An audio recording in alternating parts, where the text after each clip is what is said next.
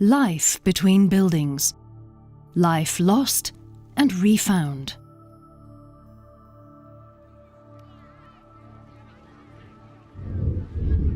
Throughout history, we have had a constant need for new information about people, about life as it unfolds, and our surrounding society.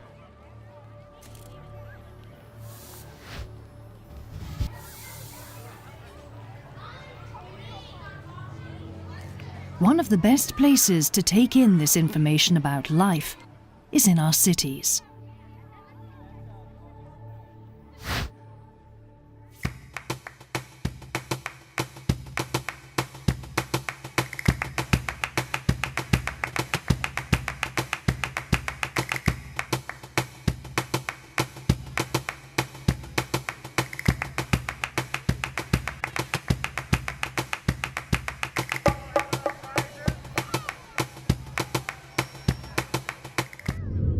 What has happened to life in cities?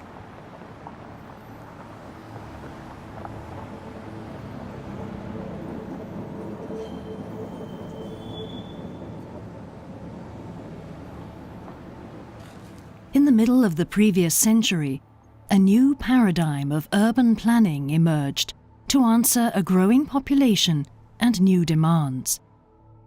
The city needed to be built faster and bigger.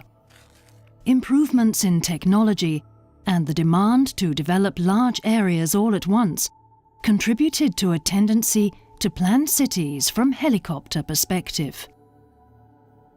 In this process, life was forgotten.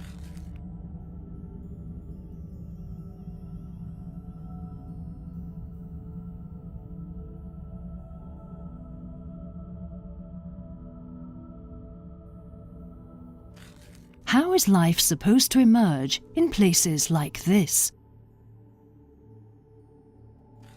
How do we meet other people in places like this? Cities have grown impressively. Monumental buildings have been created. Traffic has been planned. But people's needs have often been left out. From Newcastle to Jakarta, from Los Angeles to Beijing. Throughout the past 50 years, several architectural theorists have dealt with this problem.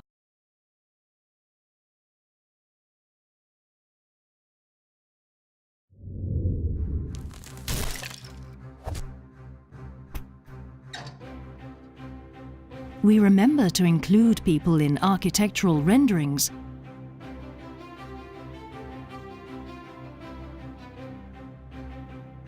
But when those images become reality, people seem to be more or less absent. Why? We have forgotten how to prioritize life in cities. There are hardly any invitations to walk, meet, converse, be provoked and inspired in these sprawling cities. The result is often a lifeless city. How can life be invited back? Knowing how people interact helps us understand how we use the city. To invite people, we should respect and examine the small but important elements that make life in cities flourish.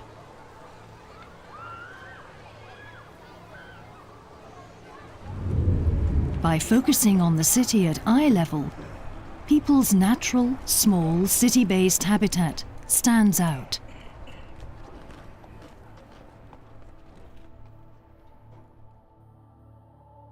Climate is comfortable. Details are present. Uses overlap.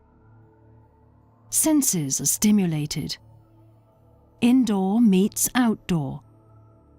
Life unfolds. How can good planning practices be applied to cities around the world?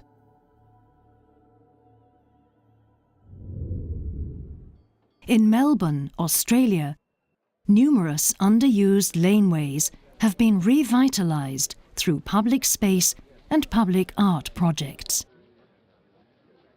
These public investments led to the rejuvenation of business, residential, retail and cafe activity, helping transform downtown Melbourne from an empty and useless centre to the most livable city in the world. In New York City, USA, the city's great parks and lively streets have, since 2007, been complemented with over 35,000 square metres of public space, including new and improved public spaces at Times Square, Madison Square and Union Square.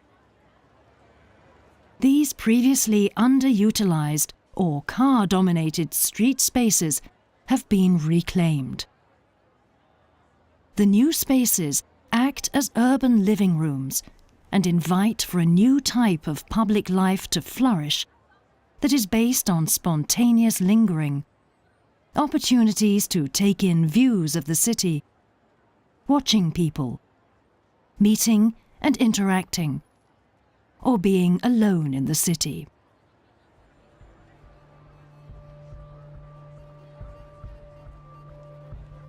Life between buildings. Cities invaded and reclaimed. How has the city evolved as a useful habitat for man? Let's travel back thousands of years and look at how the city has developed. Through history, the city naturally developed as a walking environment based on our physiology.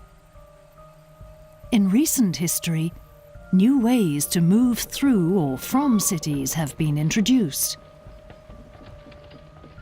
During the 20th century, we see that the city starts to embrace an entirely different mode of movement: the car.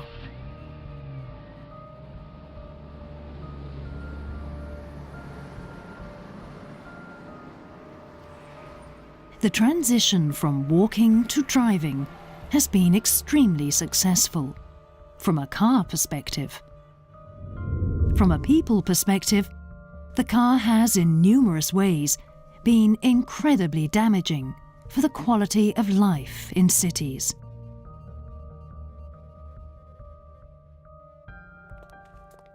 Building more spaces for people invites more people to walk and linger in the city. Building more roads invites more people to use cars in cities.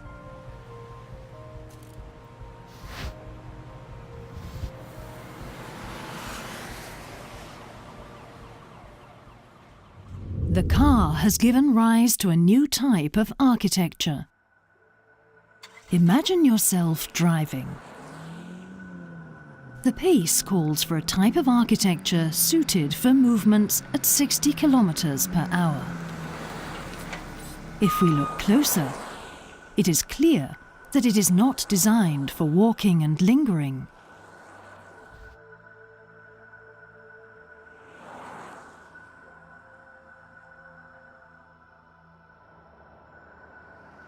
Much of contemporary city space around the world has been colonized with 60 kilometers per hour architecture. This means that if you are not driving a car, you do not feel welcome here. The surroundings seem out of scale, boring, and sometimes even hostile. Some cities have even increased this dogma and created 100 kilometer per hour architecture that makes you feel even more out of scale as a human being. Now imagine yourself walking. The pace calls for another type of architecture, the 5 kilometer per hour architecture.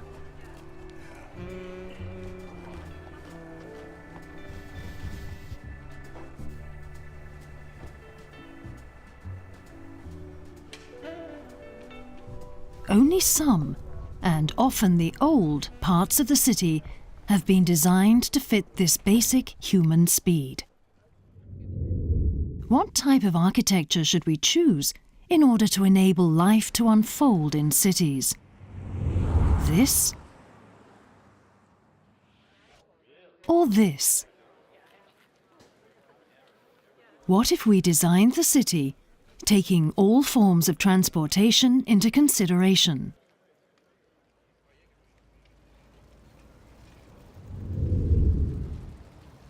In Copenhagen, Denmark, a network of dedicated bicycle lanes allows cyclists door-to-door mobility and comfort in a high-quality environment.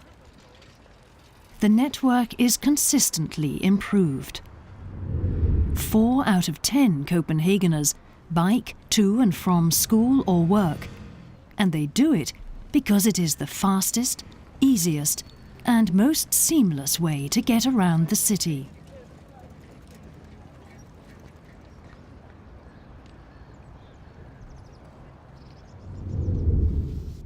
In Bogotá, Colombia, mobility has been prioritized by building hundreds of kilometers of bicycle tracks and sidewalks. As Enrique Peñalosa, the former mayor of Bogotá, once said, "Transport is not a technical, but a political issue." Investments that benefit public transit riders, pedestrians, and cyclists improve the earning potential of the majority of the population that cannot afford to drive to work to earn a living.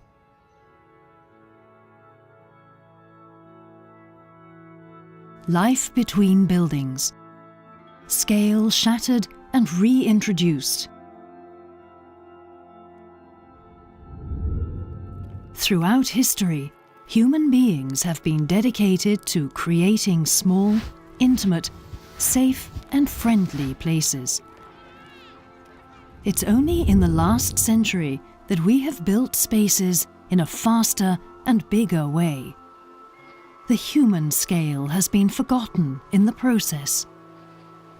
This has created a striking difference between the really big and impersonal and the very small and intimate. Looking at a scene like this, we might ask, have these two areas been built for different species?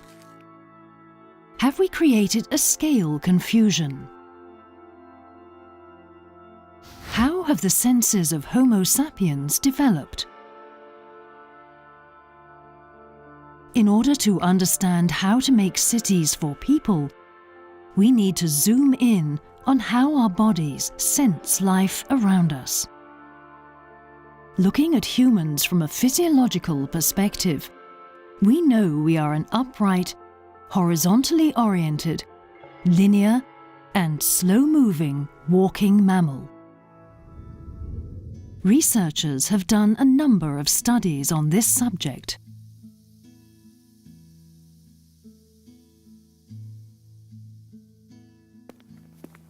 Our sensory development is closely tied to the landscapes in which we have survived over millions of years. It is only in the last few thousand years that our senses, which developed through a long biological history, have been used in relation to cities. And it is only in the past 5 decades that we have planned the cities from above rather than from the eye-level perspective of walking man. In order to understand how we can create urban environments that respect our senses, let's recall how one of our senses works. From a distance of 100 meters, we are able to see and detect human movement. Places like the Piazza Navona in Rome and stadiums are designed in this scale. At about 25 meters, you can recognize facial expressions and dominant mood. Places like neighborhood squares and theaters are designed in this scale. At about 7 meters, you are just about able to talk with one another. Public gatherings are typically organized within this range. At a range of 3 to 2 meters, you are able to have meaningful social conversations. Places like seating arrangements in living rooms are designed in this scale. At about 1 meter, you are able to have intense personal dialogues with close friends and family. The family dining table is typically arranged in this scale. 0.5 meters and below are needed for expressing caring and love.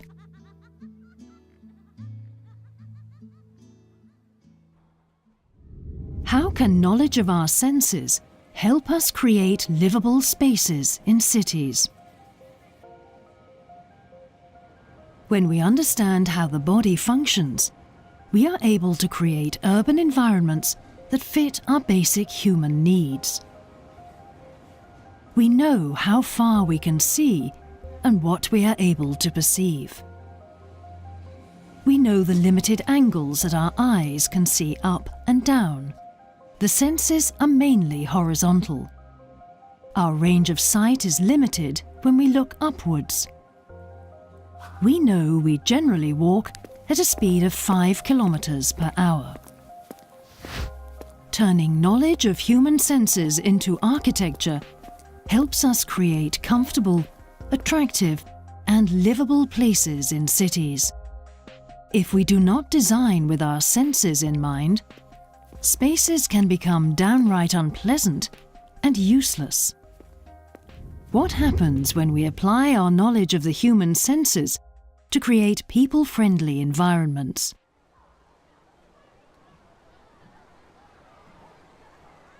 In the new city district, Bo 01 in Malmö, Sweden, a clever master plan was the key to success. The size of individual plots were carefully restricted in order to prevent building blocks or long, uniform facades. The streets and spaces are carefully designed with a small is beautiful principle that supports a diverse and rich mix of styles and types of outdoor spaces and buildings that are all aesthetically different but share careful concern for the human scale. In Chongqing, China, an ancient series of pedestrian paths were cleared of traffic and reclaimed for people. The intimate network of passages and spaces is interwoven into the huge modern metropolis.